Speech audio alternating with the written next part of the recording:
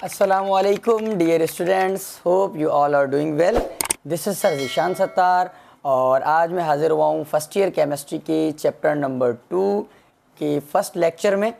Chapter number 2 बेटा हमारे पास atomic structure है। चैप्टर नंबर 1 को कंप्लीट किए कुछ दिन हो चुके हैं, तो बच्चों की बहुत ज़्यादा डिमांड्स आ रही थी कि सर चैप्टर 2 आप कब अपलोड करेंगे, तो कुछ टाइम ना मिलने की वजह से कुछ दिन डिले हो गया। तो इंशाल्लाह अब हम आज से कंटिन्यू करेंगे और 1 बाय 1 चैप्टर 2 की वीडियोस भी अपलोड करते जाएंगे। तो एटॉमिक स्ट्रक्चर को बेटा स्टार्ट करने से पहले हम ज़रा उसके कुछ बेसिक्स चीज़ों की बात कर लेते हैं, जो कि वैसे तो 9th क्लास के अंदर भी हम डिस्कस करते हैं, लेकिन फिर भी थोड़ी सी रिवीजन हो जाएगी तो उससे ज़्यादा बेहतर समझ में आएगा। तो सबसे पहले बात कर लेते हैं मैटर की। अब मैटर में बेटा क्या है, अगर हम इसको बहुत ही सिंपली एक्सप्लेन करें तो anything occupies mass and volume, और मास एंड स्पेस भी हम कह सकते हैं, एक ही बात है स्पेस और वॉल्यूम। तो कोई भी ऐसा सब्सटेंस जिसका कुछ मास हो और वो वॉल्यूम और स्पेस ऑक्यूपाई करे उसको हम कहते हैं मैटर।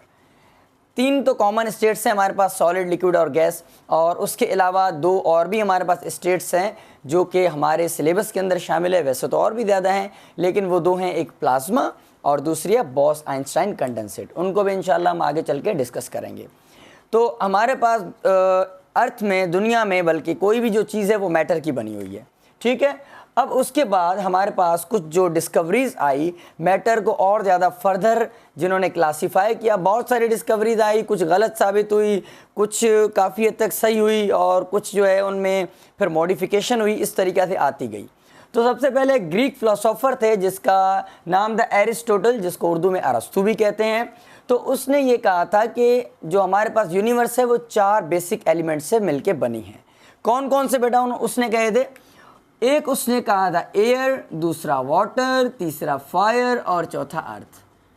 अरस्तू ने ये कहा था कि हमारे पास जो यूनिवर्स है वो 4 बेसिक एलिमेंट की बनी है, एयर, वाटर, फायर और अर्थ। लेकिन ये बात आगे चल के गलत साबित हुई, हालांकि ये खुद चारों चीज़ें दूसरे एटम से मिलके बनी हैं। तो उसके बाद आई फिर एक एटॉमिक थ्योरी। अब एटॉमिक थ्योरी के अंदर हमारे पास साइंटिस्ट था डेमोक्राइटस। अब इसने क्या कहा? इसने ये कहा कि एटम जो हमारे पास है वो एक इंडिविजिबल पार्टिकल है। एटम वर्ड बेसिकली आया था एटोमोस वर्ड से। तो एटोटॉम का मतलब क्या होता है कि कट, और ए मतलब नॉन, एक ऐसा पार्टिकल जिसको हम कट नहीं कर सकते, जो कि और ज़्यादा इंडिविजिबल नहीं है। ये बात की थी किसने? ये बात की थी बेटा डेमोक्राइटस ने। लेकिन ये बात भी गलत साबित हो गई। उसके बाद आए फिर जॉन डाल्टन। जॉन डाल्टन ने एक एटॉमिक थ्योरी दी थी। अब उस एटॉमिक थ्योरी के अंदर हमारे पास उसने क्या कहा कि एटम हमारे पास जो है वो स्मॉलेस्ट पार्टिकल है, एक ऐसा पार्टिकल जो कि फर्दर डिवाइड नहीं हो सकता। ये बात की थी जॉन डाल्टन ने। लेकिन कुछ टाइम गुजरा, उसके बाद ये बात भी गलत साबित हो गई। तो जो बातें हम पढ़ते आ रहे हैं पीछे वो सारी गलत साबित होती है। अब इसका डिसीजन आप लोग खुद कर लें। फ़र्ज़ करें बेटा ये हमारे पास एटम की स्ट्रक्चर है, ये उसका है बेटा न्यूक्लियस। अब न्यूक्लियस के अंदर हमारे पास है प्रोटॉन, न्यूट्रॉन और यहाँ पर है इलेक्ट्रॉन। अब आप खुद फैसला करें कि ये पूरा एटम स्मॉल है या इसके अंदर जो सब एटॉमिक पार्टिकल है वो स्मॉल है। तो जाहिर सी बात है जो उसके अंदर चीज़ है वो स्मॉल होगी ना, तो स्मॉलेस्ट का मतलब होता है सबसे छोटा। तो इस वजह से ये बात गलत हुई। अब ये गलत क्यों हुई उसको पता क्यों नहीं चला? क्योंकि उस टाइम तक ये जो सब एटॉमिक पार्टिकल हैं इनकी डिस्कवरी नहीं हुई थी। तो इस वजह से ये बात आगे चल के गलत साबित हुई। जिस तरीके से हमारे पास आगे एटॉमिक मॉडल्स भी हैं, प्लम पुडिंग मॉडल है, ठीक है, उसके बाद रदरफोर्ड मॉडल है, नील बोर मॉडल है, फिर उसके अंदर कुछ श्रोडिंगर ने पॉइंट्स ऐड की। तो ये चीज़ें जो है ना हमें हिस्ट्री पढ़नी होती है। फिर बच्चे कहते हैं कि सर हमें जो है आप गलत चीज़ें क्यों पढ़ाते हैं? पहले वो पूरा पढ़ लेते हैं और उसके बाद जो है फिर वो जब उनको बताते हैं कि बेटा ये चीज़ गलत है तो मायूस हो जाते हैं। अब इस मायूसी से मुझे एक जो है शेर याद आ गया, कुछ लाइंस याद आ गई जो कि आजकल सोशल मीडिया पर बहुत वायरल चल रही हैं। और वो लाइंस कुछ यूँ हैं कि आज के लिए फ़िलहाल इतना ही, आपकी तरह मैं भी मायूस हूँ, उम्मीद पे दुनिया कायम है, दिल दुखा है लेकिन टूटा तो नहीं है, और उम्मीद का दामन छूटा तो नहीं है। तो ये जस्ट एक जोक था, इस चीज़ को सीरियस नहीं लेना, क्योंकि अगर मैं हूँ आप लोगों के साथ तो आप लोगों को मायूस होने की बिल्कुल भी ज़रूरत नहीं है, क्योंकि हम इंशाल्लाह अच्छे से पढ़ेंगे। और ये जो कुछ चीज़ें गलत साबित हो रही हैं इनको भी डिस्कस करना ज़रूरी है, क्योंकि देखें अगर हमें हिस्ट्री का कुछ पता नहीं होगा तो ज़ाहिर है हम जो आगे चीज़ें पढ़ रहे हैं वो ये सोचेंगे ना कि कहाँ से आई हैं सारी। तो उसके लिए थोड़ा बहुत हिस्ट्री को भी हमने कंटिन्यू लेकर साथ चलना है, ठीक है।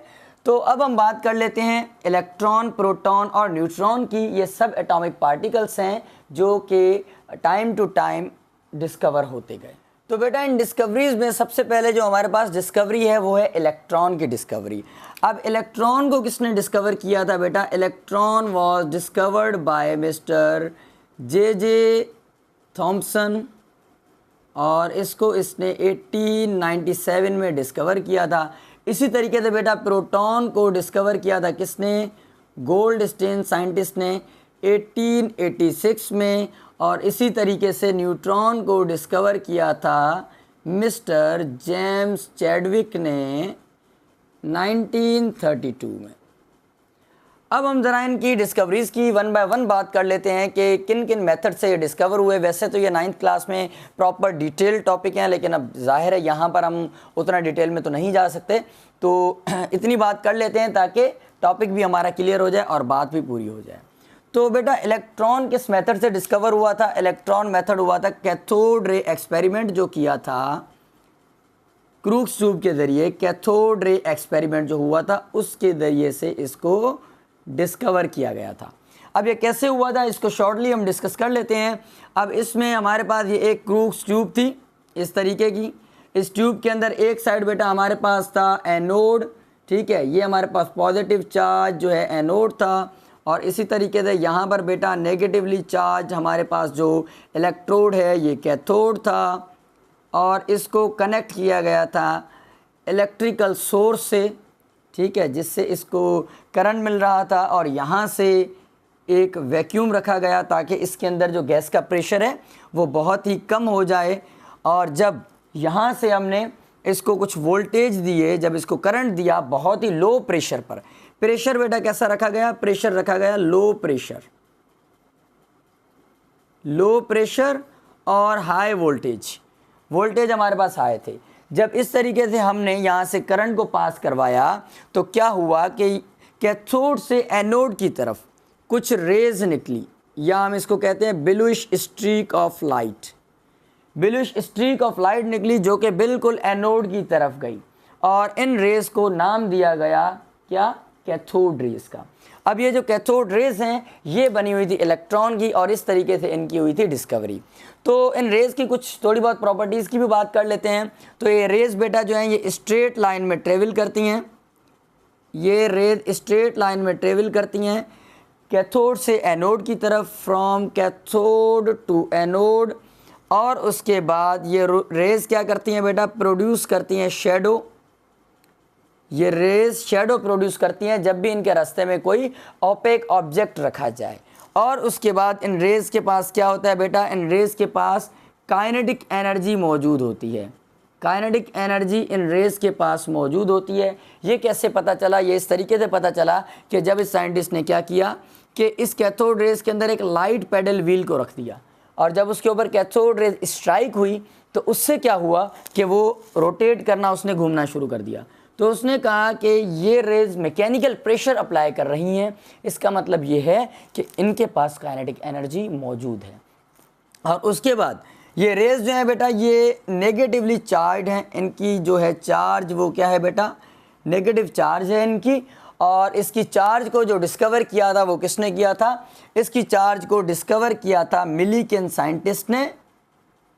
इलेक्ट्रॉन की चार्ज डिस्कवर की थी मिलीकेन साइंटिस्ट ने by oil drop experiment. Oil drop experiment इसने किया था, उसके ज़रिए से इलेक्ट्रॉन की चार्ज को डिस्कवर किया गया। तो इसके मासेस और इनकी चार्ज, इनका मैं अलग से आप लोगों को आखिर में एक टेबल बनवा दूंगा, तो उससे आप लोगों को ज़रा ये है कि आसानी हो जाएगी समझने में। और उसके बाद लास्ट पॉइंट ये कि इलेक्ट्रॉन का जो चार्ज टू मास रेशो बेटा होता है वो फिक्स होता है। Charge to mass ratio fixed होता है, किसी भी गैस के ऊपर डिपेंड नहीं करता। चार्ज टू मास रेशियो का मतलब क्या है कि इलेक्ट्रॉन की चार्ज को डिवाइड किया जाए इलेक्ट्रॉन की मास से। E for charge, M for mass. अब ये फिक्स क्यों है, देखें इसका लॉजिक आप लोगों को खुद ही समझ में आ जाएगा, क्योंकि देखें इलेक्ट्रॉन जो है हमारे पास, कोई भी गैस हो, इस ट्यूब के अंदर कोई भी गैस फिल्ड करें तो ये जो कैथोड रेज ये बनी है इलेक्ट्रॉन की, ठीक है बेटा। ये रेज किस चीज़ की बनी है, ये कैथोड रेज बनी हुई है बेटा इलेक्ट्रॉन्स की। अब गैस कोई भी हो, इलेक्ट्रॉन तो सेम होगा, इलेक्ट्रॉन का मास भी सेम होगा, इलेक्ट्रॉन की चार्ज भी सेम होगी, तो जब दोनों को डिवाइड करेंगे, दोनों का रेशो निकालेंगे तो आंसर ऑलवेज सेम आएगा। तो इस वजह से ये किसी भी गैस के ऊपर डिपेंड नहीं करता चार्ज टू मास रेशो। तो प्रोटॉन को डिस्कस करने से पहले ज़रा एक आध पॉइंट और है मेरे माइंड में, वो भी लिख लेते हैं कि जब ये कैथोड रेज आकर इन्होंने हिट किया इस वॉल पर, तो यहाँ पर बेटा जो ग्लो पैदा हुआ हमारे पास, ये ग्रीन कलर का ग्लो पैदा हुआ, ग्रीन ग्लो पैदा हुआ था, ठीक है। और उसके बाद एक और पॉइंट लिख लेते हैं, charge to mass ratio value है क्या इलेक्ट्रॉन की, जो कि फिक्स है, क्योंकि अगर फिक्स है तो हमें याद भी होनी चाहिए। तो ये फिक्स वैल्यू क्या है बेटा, ये फिक्स वैल्यू हमारे पास है 1.75 इंटू 10⁻11 कूलम पर ग्राम। ये हमारे पास charge to mass ratio value है इलेक्ट्रॉन की, क्योंकि चार्ज का यूनिट होता है कूलम और मास का होता है ग्राम, तो 1.758 इंटू 10⁻11 कूलम पर ग्राम।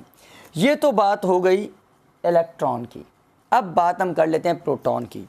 तो बेटा प्रोटॉन जो हमारे पास है, इसको हमने ये डिस्कस कर लिया कि इसको डिस्कवर किया था गोल्डस्टीन ने, और इस मेथड को हम ये भी कहते हैं कि ये कैनाल रे एक्सपेरिमेंट था, कैनाल रे एक्सपेरिमेंट और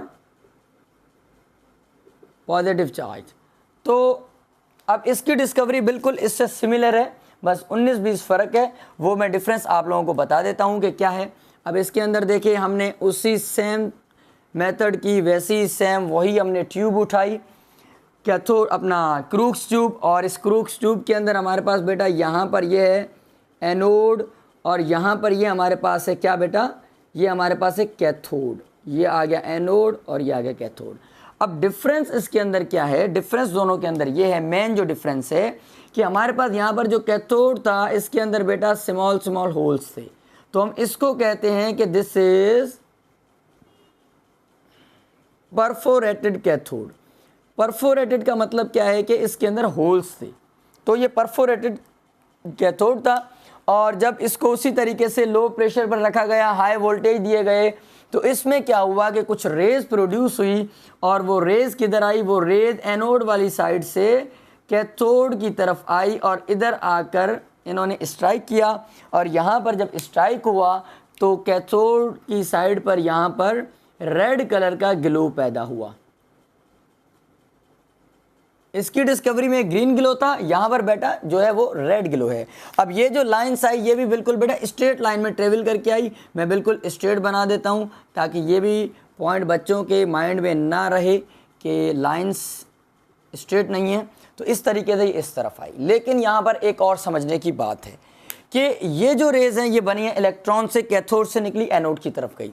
लेकिन ये जो रेज़ हैं पॉजिटिव रेज़, या इनको बेटा हम कैनाल रेज़ भी कहते हैं, पॉजिटिव रेज़ और कैनाल रेज़।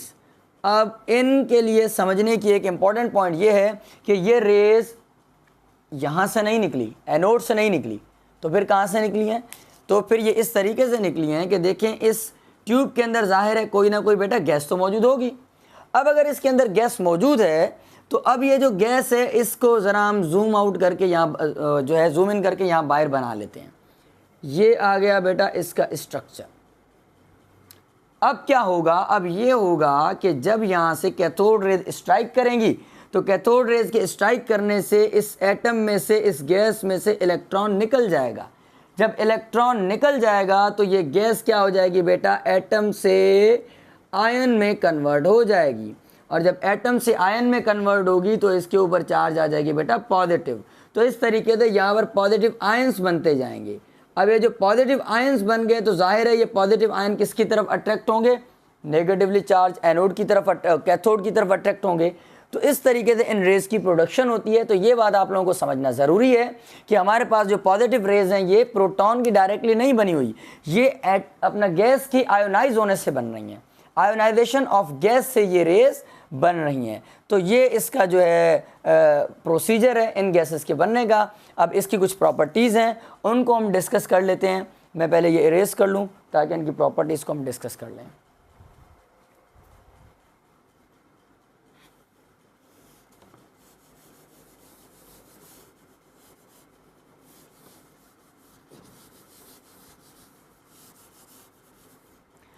अब इसकी प्रॉपर्टीज़ भी बेटा ऑलमोस्ट सिमिलर ही हैं, कुछ ज़्यादा इतना डिफरेंस नहीं है। पहली बात हमारे पास क्या है कि ये भी स्ट्रेट लाइन में ट्रेवल करती हैं। कैसे ट्रेवल करती हैं? स्ट्रेट लाइन में पॉजिटिव रेज भी ट्रेवल करती हैं। दूसरी बात कि ये रेज भी बेटा प्रोड्यूस करती हैं क्या? These raise also produce shadow. जब भी इनके रास्ते में कोई ओपेक ऑब्जेक्ट रखा जाएगा तो ये प्रोड्यूस करेंगी शेडो। और उसके बाद तीसरी पॉइंट क्या है कि these rays carry positive charge, इन रेज के पास पॉजिटिव चार्ज मौजूद है, ठीक। और उसके बाद हमारे पास आ जाता है कि ये जो रेज हैं इनका जो चार्ज टू मास रेशो है बेटा वो फिक्स नहीं है। Their charge to mass ratio is not fixed, ये फिक्स्ड नहीं है। तो फिर क्या है? Depend on nature of gas, depend on nature of gas. अब ये ऐसा क्यों है? देखिए बेटा मैंने आप लोगों को पहले ही ऊपर ये बात बताई कि these rays are made by ionisation of gas, gas की आयोनाइजेशन से ये रेज बन रही हैं। अब जाहिर है चार्ज टू मास रेशो जो हम लेंगे, चार्ज तो हम ले ली हमने जो है प्रोटॉन की पॉजिटिव, क्योंकि एक ही प्रोटॉन एक्स्ट्रा होने की वजह से चार्ज आ रही है। अब जो मास है वो डिपेंड कर रहा है कि उस ट्यूब के अंदर कौन सी गैस फिल्ड है, उसका मास। अब जाहिर है जब गैस डिफरेंट होगी तो उसका मास डिफरेंट होगा। अब अगर उसका मास डिफरेंट होगा तो हमारे पास जो वैल्यू आएगी वो क्या आएगी? डिफरेंट आएगी। तो इसी वजह से यहाँ पर जो चार्ज टू मास रेशो होता है बेटा वो डिफरेंट होता है। मिसाल के तौर पर अगर मैं यहाँ पर एक वैल्यू रख दूँ कि बेटा 1.6 × 10⁻⁻19 कूलम, ये तो आ गई चार्ज। अब मास, अगर हाइड्रोजन गैस है तो बेटा मास 2 आ गया, हीलियम गैस है तो मास आ गया 4, इस तरीके से अगर नाइट्रोजन गैस है मास आ गया 28। तो अब देखें ना, जब नीचे डिनोमिनेटर के अंदर वैल्यू बड़ी आएगी तो हमारे पास जो है उसकी जो चार्ज आएगी, जो overall charge to mass ratio आएगा वो भी डिफरेंट आएगा। लेकिन अब इसमें समझने की एक बात है कि जो हमारे पास हाईएस्ट, बड़े से बड़ी जो चार्ज टू मास रेशो की वैल्यू मिलेगी वो हमें कब मिलेगी? जब हमारे पास मास कम से कम होगा, और वो तब होगा जब हमारे पास लाइटेस्ट गैस होगी, जो कि हाइड्रोजन गैस है, जो अर्थ के अंदर बल्कि पूरी यूनिवर्स के अंदर लाइटेस्ट में से लाइटेस्ट गैस हमारे पास जो है वो हाइड्रोजन गैस है। तो हाइड्रोजन गैस का चार्ज टू मास रेशो हमारे पास हमेशा क्या आएगा बेटा? Greater charge to mass ratio हमेशा आएगा। तो ये कुछ बातें थी जो प्रोटॉन की हो गई। अब हमारे पास बचा है लास्ट सब एटॉमिक पार्टिकल जो कि है न्यूट्रॉन। अब जो न्यूट्रॉन है बेटा उसकी डिस्कवरी किसने की थी? बेटा इसकी डिस्कवरी की थी जेम्स चैडविक साइंटिस्ट ने 1932 में, और इसको डिस्कवर किया गया था बाय आर्टिफिशियल रेडियो एक्टिविटी। किस मेथड से? आर्टिफिशियल रेडियो एक्टिविटी मेथड से। अब ये कैसे हुआ देख लेते हैं इसको भी। इसने क्या किया? न्यूट्रॉन, अपना जो जेम्स चैडविक था उसने ये कहा, उसने एक अज्यूम किया, जब उसने एटम का मास देखा तो वो मास प्रोटॉन और इलेक्ट्रॉन की डिस्कवरी के बाद भी ज़्यादा था। तो उसने ये कहा कि एटम के अंदर कोई ऐसा पार्टिकल और भी मौजूद है जिसका मास प्रोटॉन के आलमोस्ट इक्वल है, लेकिन वो जो पार्टिकल है वो न्यूट्रल पार्टिकल है, चार्ज पार्टिकल नहीं है। तो उसके लिए जो डिस्कवरी हुई थी उसके लिए उसने क्या किया था कि एक उसने हमारे पास रेडियो एक्टिव एलिमेंट उठाया, जिसमें से उसने अल्फ़ा रेज की बम्बार्डमेंट कराई बेरिलियम एटम के ऊपर। किसके ऊपर बेटा? बेरिलियम एटम के ऊपर। ये बेरिलियम का एटम है, इसके ऊपर बम्बार्डमेंट करवाई। अगर बेरिलियम एटम की हम बात करें तो इसके अंदर बेटा इसका एटॉमिक नंबर होता है 4, एटॉमिक जो होता है मास 9 होता है। ऐसे तो इसके अंदर 4 प्रोटॉन आने चाहिए, लेकिन मैं एक एग्जांपल देने के लिए बस यहाँ पर एक ही लिख दिया है। तो ये हमारे पास रेडियो एक्टिव एलिमेंट है जो कि है बेटा पोलोनियम एलिमेंट, रेडियो एक्टिव है। अब इस रेडियो एक्टिव एलिमेंट से जो रेज़ निकल रही थी उन रेज़ की बम्बार्डमेंट कराई गई किसके ऊपर? बेरिलियम के एटम के ऊपर, और ये रेज कौन सी थी बेटा, alpha rays. So when alpha rays are bombarded on beryllium atom its nucleus split, और उसका जब न्यूक्लियस स्प्लिट हुआ तो उससे एक पार्टिकल बाहर निकला जिसको नाम दिया गया न्यूट्रॉन का, जो कि न्यूट्रल पार्टिकल था और ये एक पेनिट्रेटिंग पार्टिकल है। पेनिट्रेटिंग पार्टिकल का मकसद क्या है कि पेनिट्रेटिंग पार्टिकल का मकसद ये है कि ये पार्टिकल मैटर के अंदर दाखिल हो सकता है, पेनिट्रेट कर सकता है। तो इस तरीके से हुई थी इसकी डिस्कवरी। अब इसकी एक इक्वेशन है हमारे पास, उस इक्वेशन को भी लिख लेते हैं। तो इक्वेशन क्या है बेटा, देखें, हम बेरिलियम की जगह उठा लेते हैं यहाँ पर हीलियम, एटॉमिक नंबर 2, बेरिलियम की जगह नहीं, अल्फा रेस की जगह, एटॉमिक मास 4, और ये आ गया बेरिलियम 4 और 9। अब ये चीज़ मैं आप लोगों को बताता चलूँ कि हमने अल्फ़ा रेस की जगह हीलियम को क्यों उठाया है। देखिए बेटा, जो अल्फ़ा रेज होती हैं, alpha rays are made up of 2 proton and 2 neutron, 2 proton और 2 न्यूट्रॉन की बनी हुई होती हैं। और अगर हम हीलियम न्यूक्लाई की बात करें, हीलियम के न्यूक्लियस की बात करें, तो जो हीलियम का न्यूक्लियस होता है उसका देखें एटॉमिक मास 4 है, मतलब कि ये 2 प्रोटॉन और 2 न्यूट्रॉन का बना हुआ है, क्योंकि इसका एटॉमिक नंबर 2 है तो 2 प्रोटॉन और पीछे बचे 2 एक्स्ट्रा, तो वो 2 न्यूट्रॉन हो गए। तो हीलियम का न्यूक्लियस और अल्फा रेज दोनों की कंपोजिशन सेम है, इस वजह से हम हीलियम को यहाँ पर उठाते हैं इक्वेशन के अंदर। तो हीलियम की जब बम्बार्डमेंट हुई बेरिलियम के ऊपर, तो यहाँ से बेटा क्या निकला, यहाँ से निकला न्यूट्रॉन। अब जब न्यूट्रॉन निकला तो न्यूट्रॉन का रोल प्ले एटॉमिक मास में होता है, तो मतलब एक मास इसका कम हो गया। अब यहाँ पर हमारे पास एक दूसरा एलिमेंट बना, कैसे बना, देखें 9 और 4 होते हैं 13 में से एक न्यूट्रॉन तो गया, पीछे बचे बेटा 12, और 4 और 2 6, ये आ गया सेम। अब ये एटॉमिक नंबर और एटॉमिक मास किस एलिमेंट का है, ये एटॉमिक नंबर और एटॉमिक मास है कार्बन एलिमेंट का। तो ये इक्वेशन हमारे पास है जो कि हमें बताती है कि जब अल्फ़ा रेज की बम्बार्डमेंट की जाए बेरिलियम के ऊपर आर्टिफिशियल रेडियो एक्टिविटी को यूज़ करके, इस मेथड को फॉलो करके, तो न्यूट्रॉन पार्टिकल निकलेगा बाहर। अब इसकी कुछ 3-4 प्रॉपर्टीज़ हैं और बहुत ही सिंपल प्रॉपर्टीज़ हैं, कोई उनमें मुश्किल बात नहीं है। उनमें क्या बात है, उनमें पहली बात बेटा ये है कि दिस इज़ न्यूट्रल पार्टिकल। एक तो ये न्यूट्रल पार्टिकल है, मतलब कि इसके ऊपर किसी भी किस्म की चार्ज नहीं है, और उसके बाद most penetrating particle in matter, matter के अंदर सबसे ज़्यादा पेनिट्रेट होने वाला कोई अगर पार्टिकल है तो वो हमारे पास है न्यूट्रॉन। तो ये इसकी 2 मेन पॉइंट्स हैं। बाकी इनके जो मासेस हैं तीनों के और जो चार्जेस की बात है उनके लिए मैं एक छोटा सा टेबल बना देता हूँ, वो आप लोग देख लीजिएगा, और उसमें कोई इतनी ज़्यादा मुश्किल बात नहीं है, बस उसको देख के याद करना है कि किस यूनिट में उसका मास कितना होगा और किस में उसका मास कितना होगा और चार्ज क्या होगी।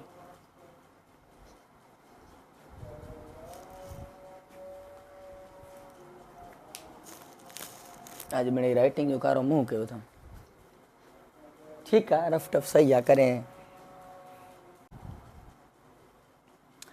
अब जो न्यूट्रॉन है बेटा, उसकी डिस्कवरी किसने की थी बेटा, इसकी डिस्कवरी की थी जेम्स चैडविक साइंटिस्ट ने 1932 में, और इसको डिस्कवर किया गया था बाय आर्टिफिशियल रेडियो एक्टिविटी। किस मेथड से, आर्टिफिशियल रेडियो एक्टिविटी मेथड से। अब ये कैसे हुआ देख लेते हैं इसको भी। इसने क्या किया, न्यूट्रॉन अपना जो जेम्स चैडविक था उसने ये कहा, उसने एक अज्यूम किया, जब उसने एटम का मास देखा तो मास प्रोटॉन और इलेक्ट्रॉन की डिस्कवरी के बाद भी ज़्यादा था, तो उसने ये कहा कि एटम के अंदर कोई ऐसा पार्टिकल और भी मौजूद है जिसका मास प्रोटॉन के आलमोस्ट इक्वल है, लेकिन वो जो पार्टिकल है वो न्यूट्रल पार्टिकल है, चार्ज पार्टिकल नहीं है।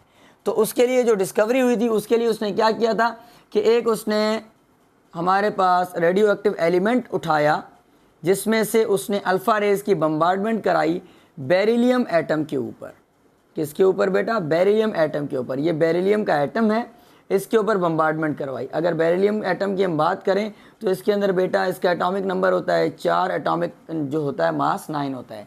ऐसे तो इसके अंदर 4 प्रोटॉन आने चाहिए, लेकिन मैं एक एग्जांपल देने के लिए बस यहाँ पर एक ही लिख दिया है। तो ये हमारे पास रेडियो एक्टिव एलिमेंट है जो कि है बेटा पोलोनियम एलिमेंट, रेडियो एक्टिव है। अब इस रेडियो एक्टिव एलिमेंट से जो रेज़ निकल रही थी, उन रेज़ की बम्बार्डमेंट कराई गई किसके ऊपर, बेरिलियम के एटम के ऊपर। और ये रेज कौन सी थी बेटा, alpha rays. So when alpha rays are bombarded on beryllium atom its nucleus split, और उसका जब न्यूक्लियस स्प्लिट हुआ तो उससे एक पार्टिकल बाहर निकला जिसको नाम दिया गया न्यूट्रॉन का, जो कि न्यूट्रल पार्टिकल था और ये एक पेनिट्रेटिंग पार्टिकल है। पेनिट्रेटिंग पार्टिकल का मकसद क्या है कि पेनिट्रेटिंग पार्टिकल का मकसद ये है कि ये पार्टिकल मैटर के अंदर दाखिल हो सकता है, पेनिट्रेट कर सकता है। तो इस तरीके से हुई थी इसकी डिस्कवरी। अब इसकी एक इक्वेशन है हमारे पास, उस इक्वेशन को भी लिख लेते हैं। तो इक्वेशन क्या है बेटा, देखें, हम बेरिलियम की जगह उठा लेते हैं यहाँ पर हीलियम, एटॉमिक नंबर 2, बेरिलियम की जगह नहीं, अल्फा रेस की जगह, एटॉमिक मास 4 और ये आ गया बेरिलियम 4 और 9। अब ये चीज़ मैं आप लोगों को बताता चलूँ कि हमने अल्फ़ा रेज की जगह हीलियम को क्यों उठाया है। देखिए बेटा, जो अल्फ़ा रेज होती हैं, alpha rays are made up of 2 proton and 2 neutron, 2 proton और 2 न्यूट्रॉन की बनी हुई होती हैं।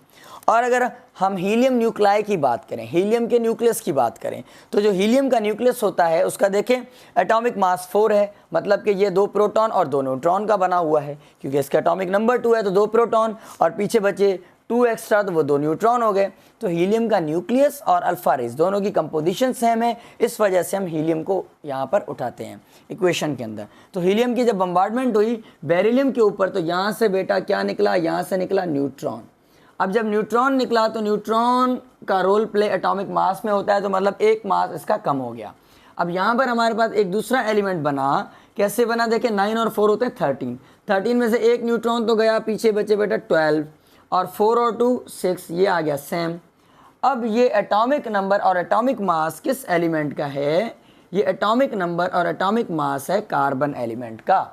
तो ये इक्वेशन हमारे पास है जो कि हमें बताती है कि जब अल्फ़ा रेज की बम्बार्डमेंट की जाए बेरिलियम के ऊपर आर्टिफिशियल रेडियो एक्टिविटी को यूज़ करके, इस मेथड को फॉलो करके, तो न्यूट्रॉन पार्टिकल निकलेगा बाहर।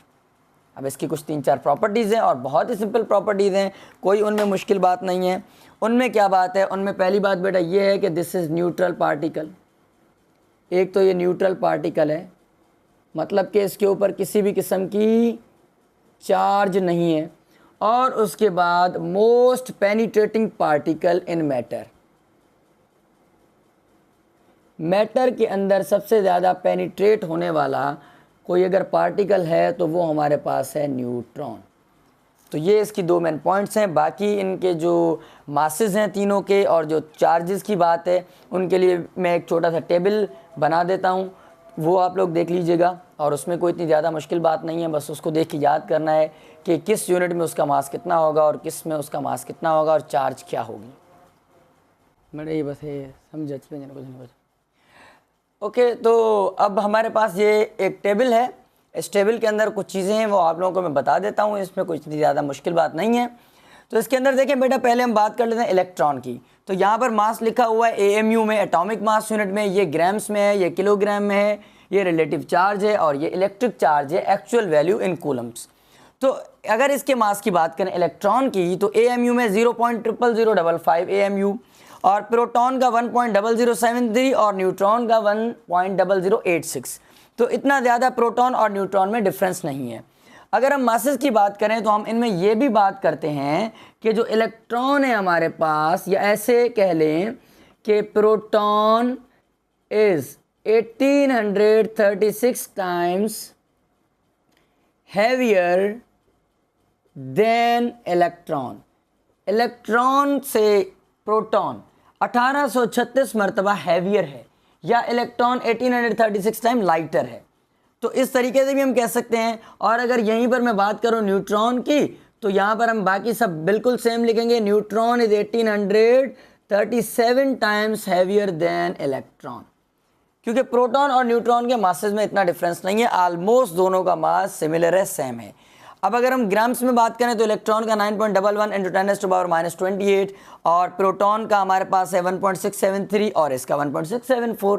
पावर तो सेम है दोनों का ग्राम्स में, और किलोग्राम में भी बाकी तो सारी वैल्यू सेम रहेगी, सिर्फ पावर का डिफरेंस आएगा -28 से -31, क्योंकि 1 किलोग्राम इज इक्वल टू 1000 ग्राम। तो 3 0 हमारे पास यहाँ पर ऐड हो जाएंगे, -31 -27 -27 24 से 27।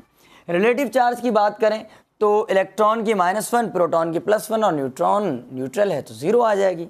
अब बात करते हैं एक्चुअल उसकी चार्ज की, जो कि कूलम में है, जिसको डिस्कवर किया था मिलीकन ने। तो वो इलेक्ट्रॉन और प्रोटॉन दोनों की सेम है, जस्ट डिफरेंट ये है बेटा कि जो इलेक्ट्रॉन है उसकी है माइनस में नेगेटिव चार्ज और इसकी है पॉजिटिव चार्ज। तो -1.602 और पॉजिटिव 1.602 इंटू 10⁻⁻19 कूलम। और रही बात न्यूट्रॉन की, तो वो दोबारा से न्यूट्रल है, तो उसकी कोई भी चार्ज नहीं होगी। तो इन चीज़ों को जो है ज़रा ज़हन-नशीं कर लें, ये बहुत ही इंपॉर्टेंट चीज़ें हैं और छोटी छोटी चीज़ें हैं और याद होनी भी चाहिए और बहुत बेसिक्स है ये। तो बस आज के लिए इतना ही, इंशाल्लाह नेक्स्ट वीडियो में मिलते हैं और उसके अंदर हम एटॉमिक मॉडल्स की डिस्कवरीज़ करेंगे इंशाल्लाह।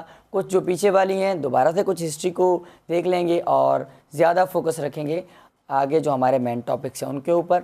आज के लिए इतना ही, मिलते हैं नेक्स्ट वीडियो में। अल्लाह हाफ़िज़।